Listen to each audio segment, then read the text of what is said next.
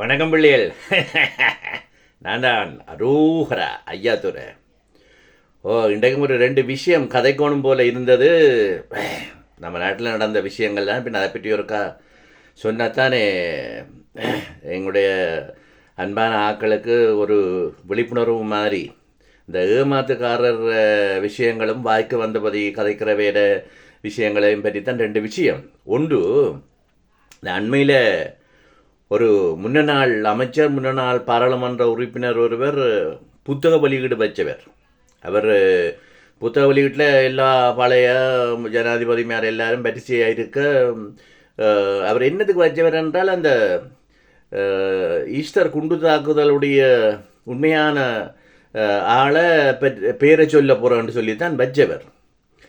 அப்போ சரியன்ட்டு சனமெல்லாம் அங்கே போயிருக்கு. இது என்ன வியாபார நோக்கமோ, இது என்ன இவ்வளோத்துக்கும் சட்டம் படித்தவை பெரிய அறிவாளிகள் நாட்டை நடத்தினவை என்று சொல்லி சொன்னால், இது ஒரு கண்ணை பொத்தி அடிக்கிற மாதிரி ஒரு பச்சை பொய்யான ஒரு தகவல். அதான் இதுக்கு முதல் பல சமூக ஊடகங்களில் இந்த சொல்ல போகிறோன்னு சொல்லி கொண்டிருக்க சனங்களும் எல்லாரும் இருக்கினா, அங்கே சம்மந்தப்பட்டவையும் இருந்தவையும் என்னவும் தெரியாத எல்லாரையும் முடிச்சு கொண்டு இருந்தவை அந்த புத்தக வெளியீட்டு விழாவில்.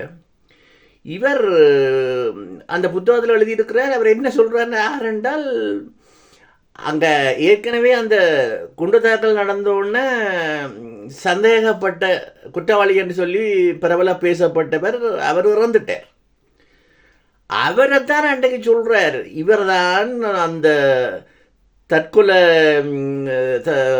குண்டு வைப்புக்கான பொறுப்பாளர் என்று சொல்லி, பொறுப்பானவர் என்று சொல்லி சொல்கிறார். இது எவ்வளோ ஒரு வேடிக்கையான விஷயம். எங்கேயால் ஒரு பக்கம் இப்போத்த நல்ல ஒரு அரசு வந்து ஆக்களை தேடி படிப்படியாக ஒவ்வொரு தடவை வழி கொண்டு வந்து கொண்டிருக்கேன். அவ கதியாக சொல்லுவினேன், உண்மையானவ யாருன்னு சொல்லுவினேன். அவ சாக இல்லை, அதை ஏற்பாடு செய்தவ. அதாவது வந்து இது என்ற உண்மையான விஷயம் என்னென்றால், ஈதவன் எங்கேயோ இருக்க அம்புலேயன் நோவானன்ற மாதிரி தான் இதை ஆரம்பித்து வச்சது யாருன்றவர் தான் இங்கே தேவைப்படுறது. இது அந்த செய்தவர் அவர் காசுக்காக செய்தாரோ என்னத்துக்காக செய்தாரோ அவர் செய்துட்டார், போய் சேர்ந்துட்டார். அப்போ இப்படியான ஒரு இது வெக்கமாக இருக்குது. ஏனென்று சொன்னால், இதெல்லாம் பயங்கரமான ஒரு கேவலமான ஒரு செயல். மக்களுக்கு என்ன மொக்கரா மக்கள் என்ன எவ்வளவு அறிவுபூர்வமான மக்கள் இருக்கின்ற அவருக்கு தெரியாதா? இப்போ கடைசியாக வந்து அவர் தான் கேவலப்பட்டிருக்கிறார். சனத்துக்கு சிரிப்போ ஒருவனுக்கு ஹார்ட் அட்டாக் வந்துட்டான்ட்டு ஒரு காமெடி ஒன்று பார்த்தேன் நான். ஒரு கருத்து படம் ஒன்றில் அந்த கூட்டத்துக்கு போயிருந்தவருக்கு ஹார்ட் அட்டாக் வந்துச்சு என்று போட்டிருக்கு. 2 டாக்டர் கேட்டால் இவர் சொல்கிறார் வந்து, இவர் இப்படி ஒன்றை சொல்கிறார். இதுகெல்லாம் கேட்க இப்போ இவங்க இவையோட பழைய ஒரு சில அரசியல்வாதின்ற கதைகளை கேட்க நெஞ்சு வலி வரும் போலே இருக்குன்னு சொல்லி. அப்போ இப்படி ஏமாத்துக்காரர்கிட்ட விஷயங்களை கவனித்து கொள்ளுங்கோ. இவை ஏமாற்றி பின்னு கதிரைக்கு வர்றதுக்கான விளையாட்டு தான். இவியல் கதிரைக்கு வேணும் போதும். இவையோட ஒரு குற்றஞ்சாட்ட வரை இல்லை. இவியலுக்கு எல்லாம் போதும். இந்த பாராளுமன்ற கதிரையை விட்டுட்டு இனி புதிய ஆக்கள், நல்லவர்கள், வல்லவர்கள், மனிதமாக உள்ளவர்கள் வர்றதுக்கான உங்கள் வாக்குகளை போடுங்கோ என்றதான் இந்த கருத்து. அது எந்த தமிழ் பகுதியோ அல்லது இஸ்லாமியர் வாழ்கிற பகுதியோ, மலையகம் வாழ்கிற பகுதியோ, சிங்கள மக்கள் வாழ்கிற பகுதியோ, கிறிஸ்தவர் வாழ்கிற பகுதியோ எதெண்டு இல்லை. ஆரெண்டாலும் நல்லவர்களுக்கு நீங்கள் வாக்கு போட்டு நிம்மதியாக இருக்க பாருங்க. சரி, இனி அடுத்த ஒரு விஷயம் என்னென்றால், இப்போ ஓடிக்கொண்டு இருக்குது இந்த கிட்டனில் ஒருவர் சொன்னவர் இல்லை, அந்த பிரதேசவாதம் ஏற்றத்தாழ்வுகள் பற்றி கதைச்சவர் வந்து, அவரும் ஒரு பாராளுமன்ற உறுப்பினர் தான். அவரை பெயரை சொல்லி போகிற ஹீரோவாக விரும்ப இல்லை. அவர் கிளிநொச்சியை பற்றி சொன்னவர் வந்து படிப்பறிவு இல்லாத மக்கள் அண்டு. இந்த ஒரு பரீட்சை, உயர்தர பரீட்சைன்ற பெறுவர்களை பார்த்தீங்களே. கிளிநொச்சியில் இலங்கையில் முதல் இடம் பிடித்த ஒரு தம்பியோட ஆள் அங்கே வந்திருக்கிறார் கிளிநொச்சியில்.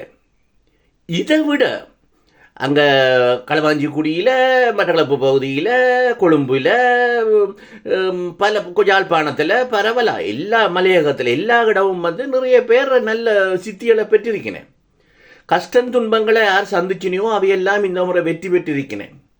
வைத்தியரா, பொருளியல் அந்த தரத்தில் இன்னும் உயர்தர பாடங்களுக்கான சித்திகளை பற்றி இப்போ பல்கலைக்கழகத்துக்கு போகிறதுக்கான அந்த நிலையில் இருக்கிறேன். இதெல்லாம் ஒரு சந்தோஷமாக இருக்குது கேட்குறதுக்கு.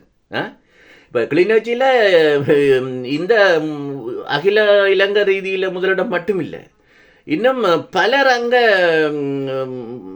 பொறியியல் பகுதிக்கு, மருத்துவ பகுதிக்கு, இன்னும் வேறு வேறு துறைகளுக்கு, அது யாழ்ப்பாணத்தில், மலையகத்தில், மட்டக்களப்பு, எல்லா இடத்துலையும் பரவலாக வந்து சிங்கள மக்கள் மத்தியிலையும் நிறைய பேர் பிள்ளைகள் வெற்றி பெற்று கல்வியில் முன்னிடத்தில் நிற்கினேன்.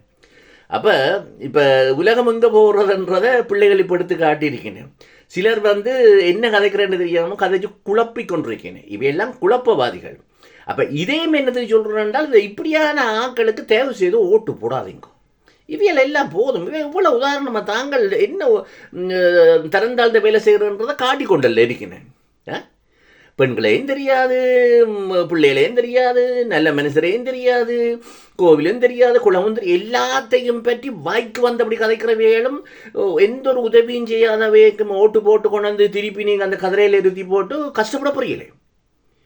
நாங்கள் என்ன சொல்கிறோன்னா, எங்களுக்கு இல்லை அவையோட கதைகள், நாங்கள் பழைய ஆக்களோட ஒரு பிள்ளையும் சொல்ல வரையில்லை, அது இருக்கட்டும். ஆனால் இந்த அனுபவங்களை வச்சு உங்களோட பழகிற உங்களுக்கு தெரிந்த நல்ல மனுஷர்கள், நல்ல பிள்ளைகள், புதிய தலைமுறைகளில் இவர்களை தெரிவு செய்து அவைக்கு வாக்கு கொடுத்து நீங்கள் அவைகளை நல்ல கதிரையில் இருத்துங்கோ. இருத்தி போட்டு அவர்களோட இணைந்து நாட்டை பலப்படுத்துங்க, உங்களோட குடும்பங்களை பலப்படுத்துங்க, கல்வியை பலப்படுத்துங்க, வாழ்வியலை பலப்படுத்துங்க. இதைத்தான் சொல்ல வந்தேன் நான். எல்லாம் யோசிச்சு நீங்கள் செய்யுங்க. இப்போ மக்களுக்கு சொல்ல தேவையில்லை. எல்லாரும் மக்கள் நல்ல நல்ல அறிவுபூர்வமாக சிறப்பான முறையில் வாழ்க்கையும் கல்வித்தரங்களிலையும் பண்பாடுகள்லையும் இருக்கிறது மிக மகிழ்ச்சி அளிக்குது. சரி பிள்ளைகள், நான் வர போகிறேன். அப்போ இன்னொரு நேரம் வந்து நான் உங்களை சந்திக்கிறேன். நான் தான் அடோகரா ஐயாத்துறை. வரட்டே, வணக்கம்.